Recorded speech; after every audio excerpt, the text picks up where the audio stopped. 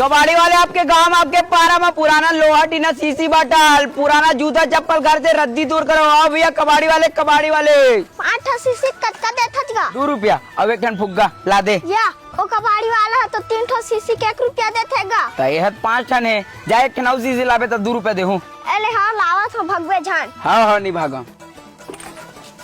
Copy किताब ला नहीं बेचेगा विद्या के चीज है। हाँ तो काबल लेवा था देखल लेगन अब लाड रहे तब फिर कहाँ लेगबे फिर भारी होशियार है तोर गाँव के लइका में। तू हवा छे कतका रुपया किलो है लोहा के?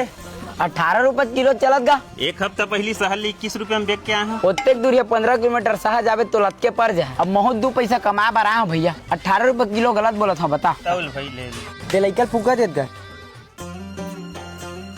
जा लइका है।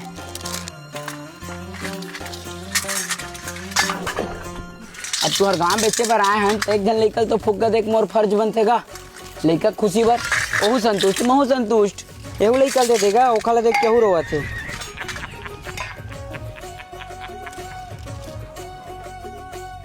अब एक झन ला दे दे पूरा गाँव ले तो दिएगा। कई डाल रहेगा।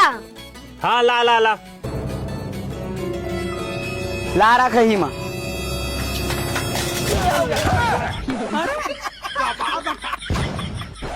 तभो बेईमानी करके 1-2 लाख कमा लत होबे। 1-2 लाख कमाते साइकिल धर के आते हो 3 चक्का धर के नहीं आते हो। बेईमानी कर सकते